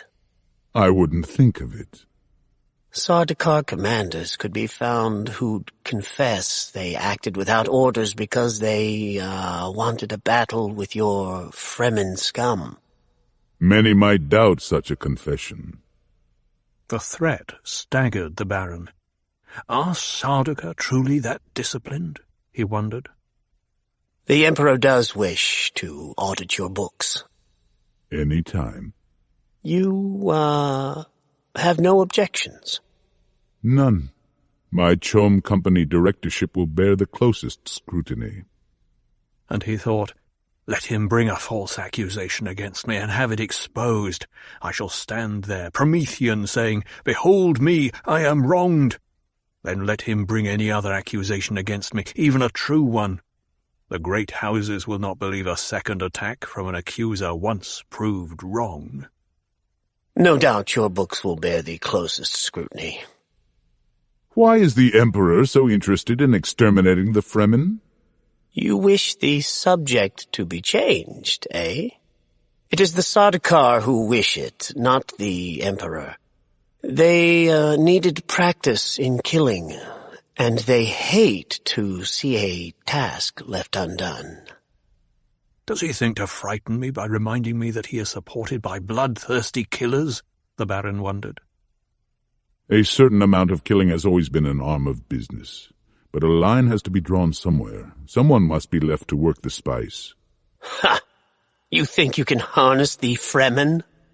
There never were enough of them for that, but the killing has made the rest of my population uneasy. It's reaching the point where I'm considering another solution to the Arakeen problem, my dear Fenring, and I must confess the Emperor deserves credit for the inspiration. Ah? You see, Count, I have the Emperor's prison planet, Salusa Secundus, to inspire me. The Count stared at him with glittering intensity. What possible connection is there between Arrakis and Salusa Secundus? The Baron felt the alertness in Fenring's eyes. No connection yet. Yet? You must admit, it'd be a way to develop a substantial workforce on Arrakis, use the place as a prison planet. You anticipate an increase in prisoners? There has been unrest. I've had to squeeze rather severely, Fenring. After all, you know the price I paid that damnable guild to transport our mutual force to Arrakis? That money has to come from somewhere. I suggest you not use Arrakis as a prison planet without the Emperor's permission, Baron. Of course not. Another matter. We learned that Duke Leto's mentat, Thufir Hawat, is not dead, but in your employ. I could not bring myself to waste him. You lied to our Sardaukar commander when you said Hawat was dead. Only a white lie, my dear Count. I hadn't the stomach for a long argument with the man. Was Hawat the real traitor? Oh, goodness, no. It was the false doctor. The Baron wiped at perspiration on his neck. You must understand, Fenring. I was without a mentat. You know that. I've never been without a mentat. It was most unsettling. How could you get Hawat to shift allegiance? His duke was dead. The Baron forced a smile. There's nothing to fear from Hawat, my dear Count. The mentat's flesh has been impregnated with a latent poison. We administer an antidote in his meals. Without the antidote, the poison is triggered. He'd die in a few days. Withdraw the antidote. But he's useful. And he knows too many things no living man should know. You said the Emperor doesn't fear exposure. Don't play games with me, Baron. When I see such an order above the Imperial seal, I'll obey it. But I'll not submit to your whim. You think it whim? What else can it be? The Emperor has obligations to me too, Fenring. I rid him of the troublesome Duke. With the help of a few Sardaukar. Where else would the Emperor have found a house to provide the disguising uniforms to hide his hand in this matter? He has asked himself the same question, Baron, but with a slightly different emphasis. The Baron studied Fenring, noting the stiffness of jaw muscles, the careful control. Now, I hope the Emperor doesn't believe he can move against me in total secrecy. He hopes it won't, become necessary. The Emperor cannot believe I threaten him. The Baron permitted anger and grief to edge his voice, thinking, Let him wrong me in that. I could place myself on the throne while still beating my breast over how I'd been wronged. The Emperor believes what his senses tell him. Dare the Emperor charge me with treason before a full Landsraad council? And the Baron held his breath with the hope of it. The Emperor need dare nothing. The Baron whirled away in his suspensors to hide his expression. It could happen in my lifetime, he thought. Emperor, let him wrong me. Then, the bribes and coercion, the rallying of the great houses, they flock to my banner like peasants running for shelter. The thing they'd fear above all else is the Emperor's Sardaukar loosed upon them one house at a time. It's the Emperor's sincere hope, he'll never have to charge you with treason. The Baron found it difficult to keep irony out of his voice and permit only the expression of hurt. But he managed. I've been a most loyal subject. These words hurt me beyond my capacity to express. Uh-huh. It's time to go to the arena. Indeed. They moved out of the cone of silence and, side by side, walked toward the clumps of houses minor at the end of the hall. A bell began a slow tolling somewhere in the keep, 20-minute warning for the arena gathering. "The houses minor wait for you to lead them," the Count said, nodding toward the people they approached. Double meaning, the Baron thought.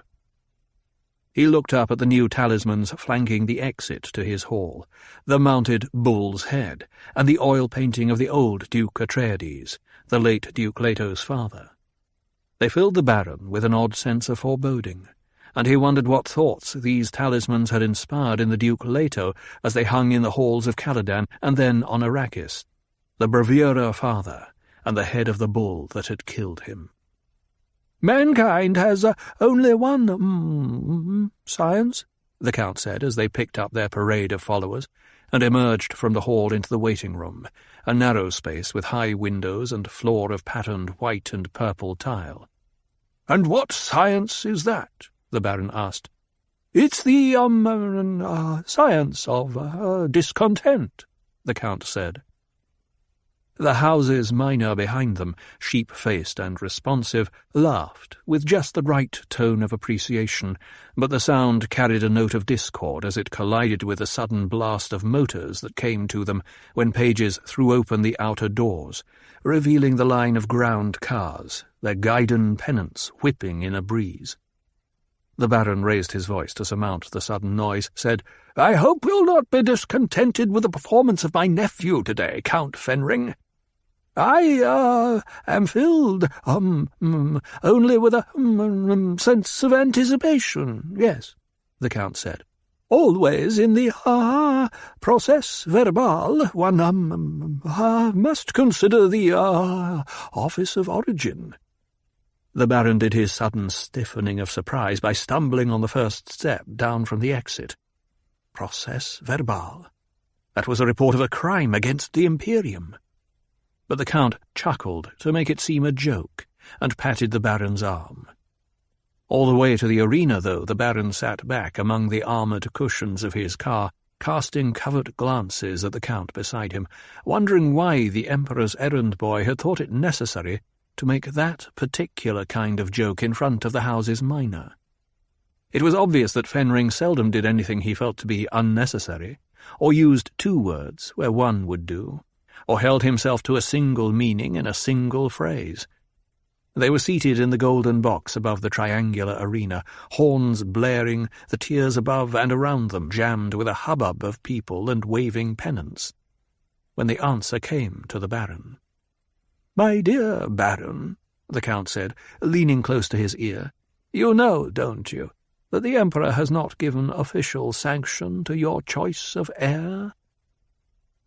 The Baron felt himself to be within a sudden personal cone of silence produced by his own shock. He stared at Fenring, barely seeing the Count's lady come through the guards beyond to join the party in the golden box. "That's really why I'm here today," the Count said.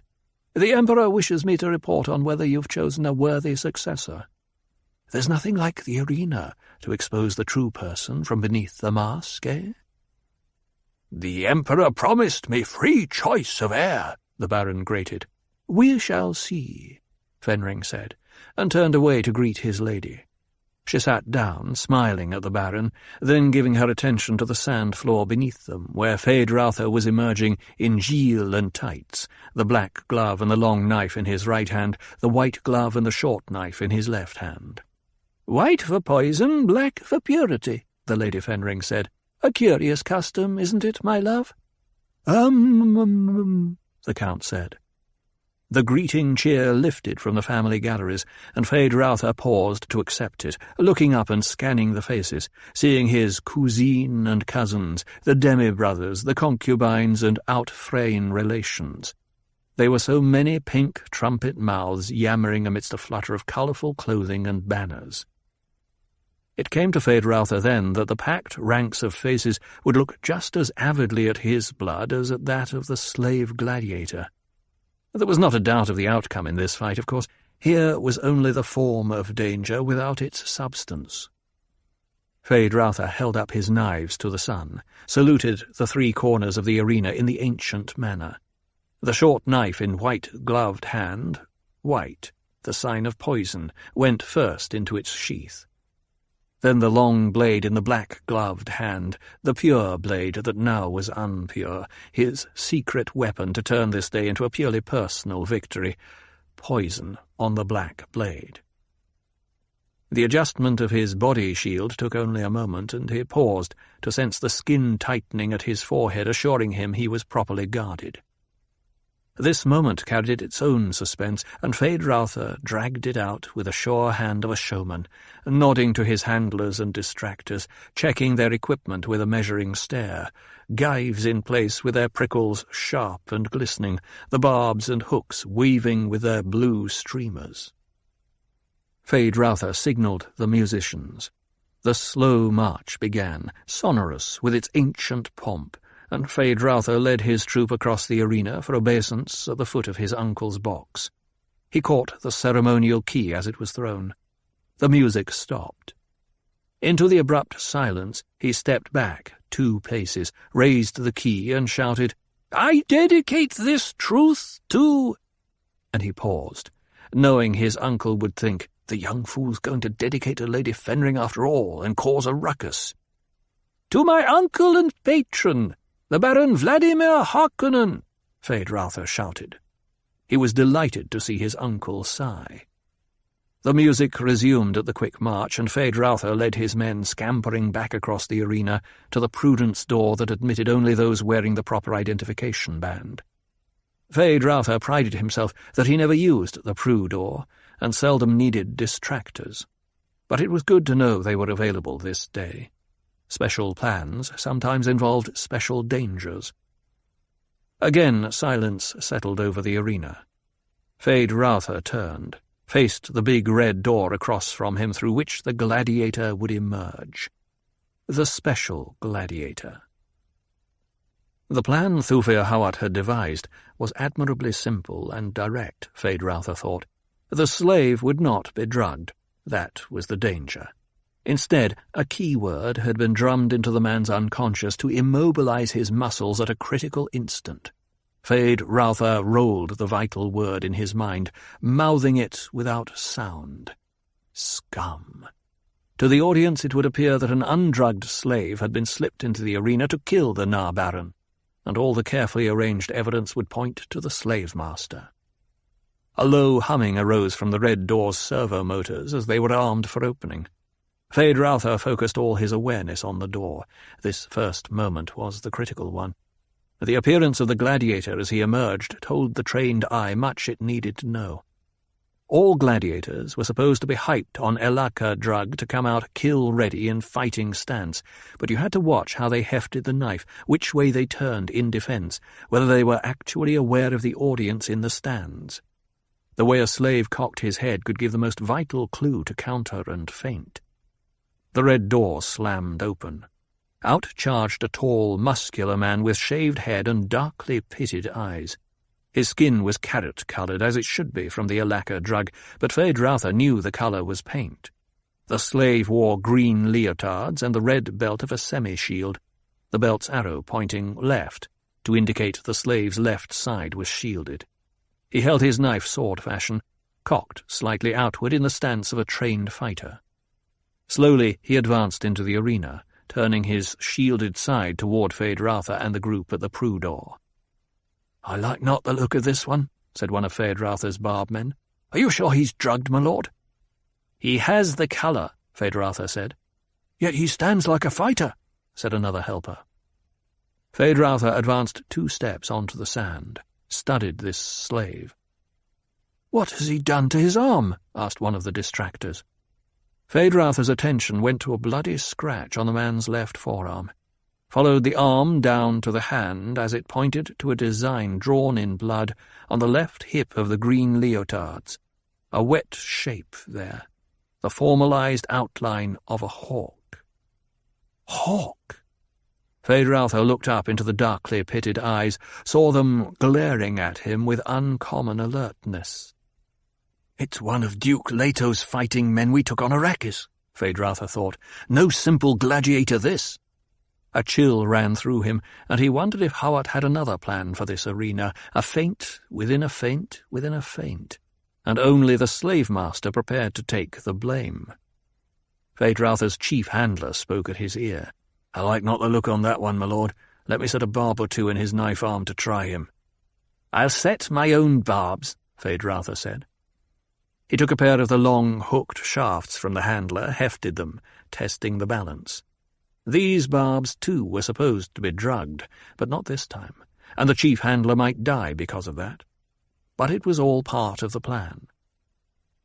"You'll come out of this a hero," Hawat had said. "Killed your gladiator man to man and in spite of treachery. The slave-master will be executed, and your man will step into his spot." Feyd-Rautha advanced another 5 paces into the arena, playing out the moment, studying the slave. Already, he knew, the experts in the stands above him were aware that something was wrong. The gladiator had the correct skin colour for a drugged man, but he stood his ground and did not tremble. The aficionados would be whispering among themselves now, "See how he stands. He should be agitated, attacking or retreating. See how he conserves his strength, how he waits.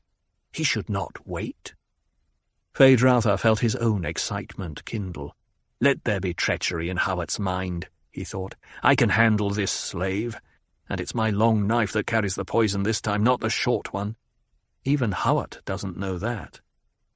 "Hi, Harkonnen," the slave called. "Are you prepared to die?" Deathly stillness gripped the arena. Slaves did not issue the challenge. Now Feyd-Rautha had a clear view of the gladiator's eyes, saw the cold ferocity of despair in them. He marked the way the man stood, loose and ready, muscles prepared for victory. The slave grapevine had carried Hawat's message to this one. "You'll get a true chance to kill the Nar-Baron." That much of the scheme was as they'd planned it, then. A tight smile crossed Feyd-Rautha's mouth. He lifted the barbs, seeing success for his plans in the way the gladiator stood. "Hi! Hi!" the slave challenged, and crept forward 2 steps. No one in the galleries can mistake it now, Feyd-Rautha thought. This slave should have been partly crippled by drug-induced terror. Every movement should have betrayed his inner knowledge that there was no hope for him. He could not win. He should have been filled with the stories of the poisons the Nar-Baron chose for the blade in his white-gloved hand. The Nar-Baron never gave quick death. He delighted in demonstrating rare poisons, could stand in the arena pointing out interesting side effects on a writhing victim. There was fear in the slave, yes, but not terror. Feyd-Rautha lifted the barbs high, nodded in an almost greeting. The gladiator pounced. His feint and defensive counter were as good as any Feyd-Rautha had ever seen, a timed side blow missed by the barest fraction from severing the tendons of the Nar-Baron's left leg. Feyd-Rautha danced away, leaving a barbed shaft in the slave's right forearm, the hooks completely buried in flesh where the man could not withdraw them without ripping tendons. A concerted gasp lifted from the galleries. The sound filled Feyd-Rautha with elation. He knew now what his uncle was experiencing, sitting up there with the Fenrings, the observers from the Imperial Court beside him. There could be no interference with this fight. The forms must be observed in front of witnesses, and the Baron would interpret the events in the arena only one way: threat to himself. The slave backed, holding knife in teeth, and lashing the barbed shaft to his arm with the pennant. "I do not feel your needle," he shouted. Again he crept forward, knife ready, left side presented, his body bent backward to give it the greatest surface of protection from the half-shield. That action, too, didn't escape the galleries. Sharp cries came from the family boxes. Feyd-Rauther's handlers were calling out to ask if he needed them. He waved them back to the Prue door. "I'll give them a show such as they've never had before," Feyd-Rauther thought. "No tame killing where they can sit back and admire the style. This'll be something to take them by the guts and twist them. When I'm Baron, they'll remember this day, and won't be a one of them can escape fear of me because of this day." Feyd-Rauther gave ground slowly before the gladiator's crab-like advance. Arena sand grated underfoot. He heard the slaves panting, smelled his own sweat and a faint odour of blood on the air. Steadily the Narbaron moved backward, turning to the right, his second barb ready. The slave danced sideways. Feyd-Rauther appeared to stumble, heard the screams from the galleries. Again the slave pounced. "Gods, what a fighting man!" Feyd-Rauther thought, as he leaped aside. Only youth's quickness saved him, but he left the second barb buried in the deltoid muscle of the slave's right arm. Shrill cheers rained from the galleries. "They cheer me now," Feyd-Rauther thought. He heard the wildness in the voices just as Hawat had said he would. They'd never cheered a family fighter that way before, and he thought with an edge of grimness on a thing Hawat had told him: "It's easier to be terrified by an enemy you admire." Swiftly, Feyd-Rauther retreated to the centre of the arena where all could see clearly. He drew his long blade, crouched, and waited for the advancing slave. The man took only the time to lash the second barb tight to his arm, then sped in pursuit. "Let the family see me do this thing," Feyd-Rauther thought. "I am their enemy. Let them think of me as they see me now." He drew his short blade. "I do not fear you, Harkonnen swine," the gladiator said. "Your tortures cannot hurt a dead man. I can be dead on my own blade before a handler lays finger to my flesh, and I'll have you dead beside me." Feyd-Rauther grinned, offering now the long blade, the one with the poison. "Try this on," he said, and feinted, with the short blade in his other hand. The slave shifted knife hands, turned inside both parry and feint to grapple the Narbaron's short blade, the one in the white-gloved hand that tradition said should carry the poison. "You will die, Harkonnen," the gladiator gasped. They struggled sideways across the sand. Where Feyd-Rauther's shield met the slave's half-shield, a blue glow marked the contact, the air around them filled with ozone from the field. "Die on your own poison!" the slave grated. He began forcing the white-gloved hand inward, turning the blade he thought carried the poison. "Let them see this," Feyd-Rauther thought. He brought down the long blade, felt it clang uselessly against the barbed shaft lashed to the slave's arm. Feyd-Rauther felt a moment of desperation.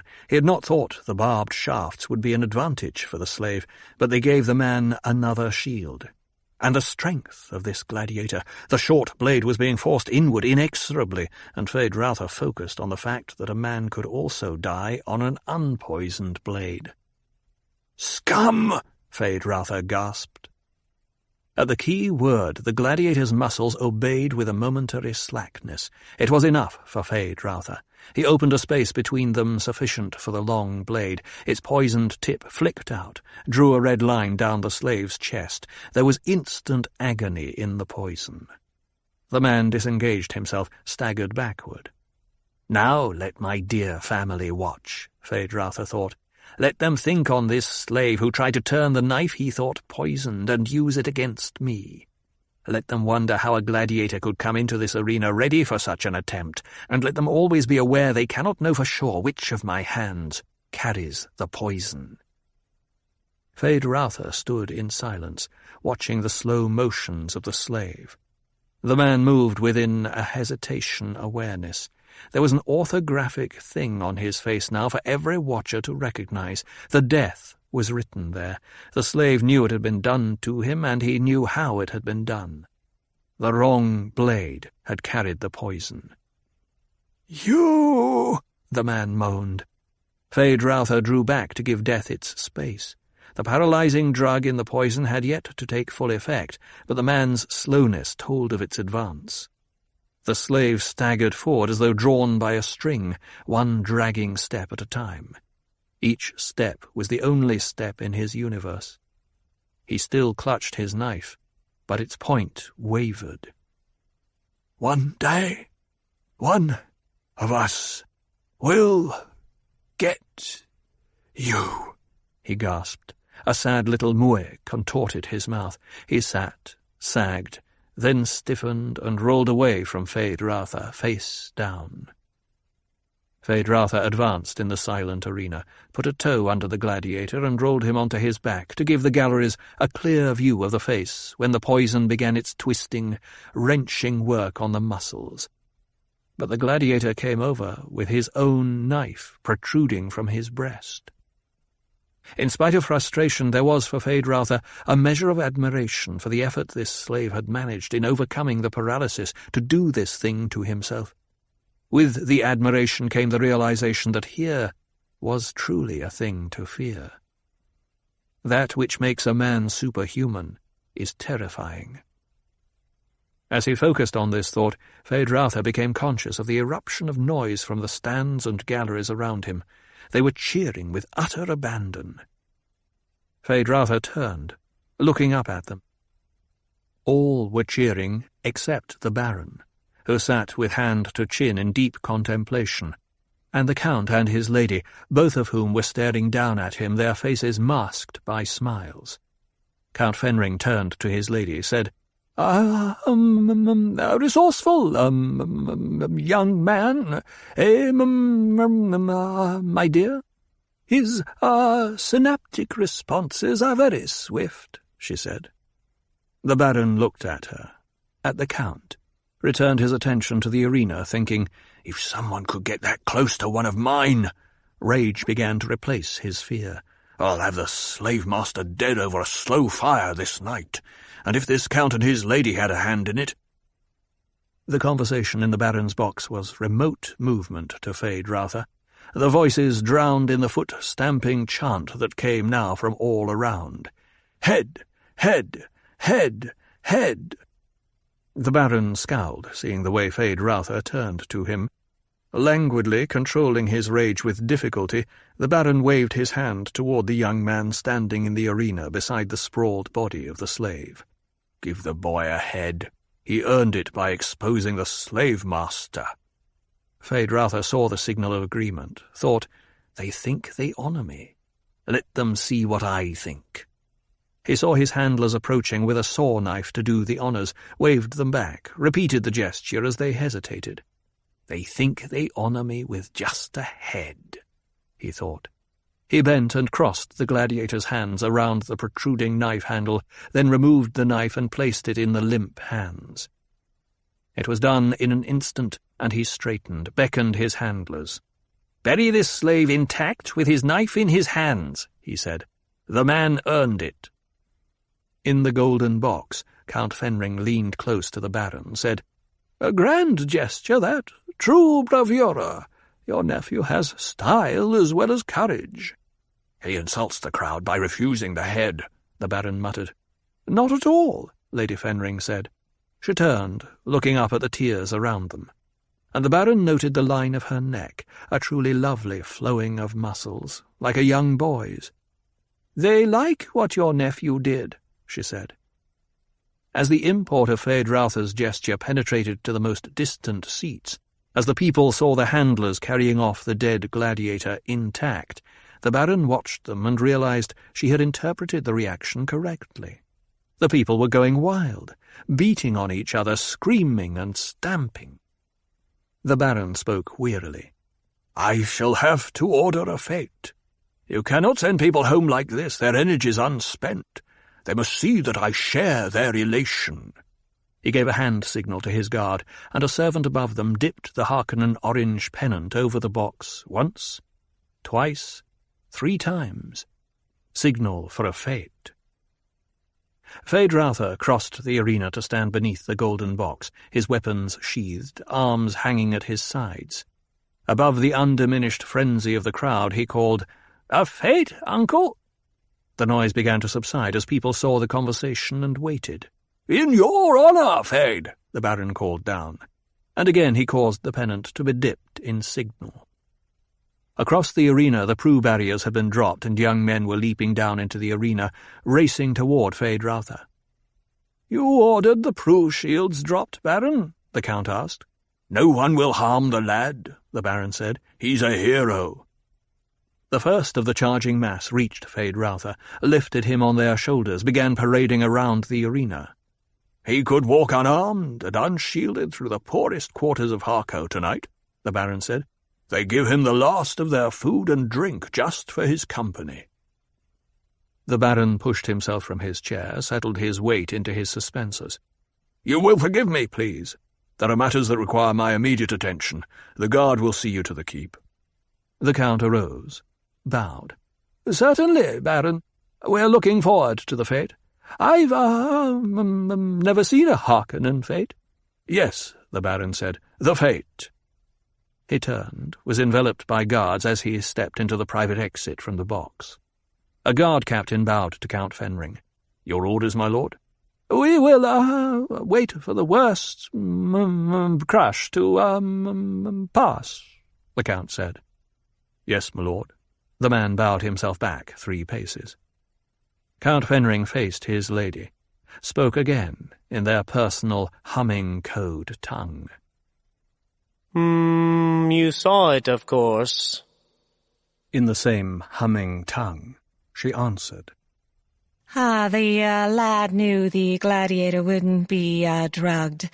There was a moment of fear, yes, but no surprise. It was planned. The entire performance. Without a doubt.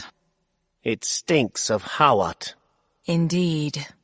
I demanded earlier that the Baron eliminate Hawat. That was an error, my dear. I see that now. The Harkonnens may have a new Baron ere long. If that's Hawat's plan. That will bear examination, true. The young one will be more amenable to control. For us. After tonight. You don't anticipate difficulty seducing him, my little broodmother? No, my love. You saw how he looked at me. Yes, and I can see now why we must have that bloodline. Indeed. And it's obvious we must have a hold on him. I'll plant deep in his deepest self the necessary prana bindu phrases to bend him. We'll leave as soon as possible. As soon as you're sure. Oh, by all means. I should not want to bear a child in this terrible place. The things we do in the name of humanity. Yours is the easy part. There are some ancient prejudices I overcome. They're quite primordial, you know. Oh, my poor dear. You know this is the only way to be sure of saving that bloodline. I quite understand what we do. We won't fail. Guilt starts as a feeling of failure. There'll be no guilt. Hypnoligation of that Feyd-Rautha's psyche and his child in my womb. Then we go. That uncle. Have you ever seen such distortion? He's pretty fierce. But the nephew could well grow to be worse. Thanks to that uncle. You know, when you think what this lad could have been with some other upbringing, with the Atreides code to guide him, for example. It's sad. Would that we could have saved both the Atreides youth and this one. From what I heard of that young Paul, a most admirable lad, good union of breeding and training. But we shouldn't waste sorrow over the aristocracy of misfortune. There's a Bene Gesserit saying. You have sayings for everything. Oh, you'll like this one. It goes, do not count a human dead until you've seen his body. And even then, you can make a mistake.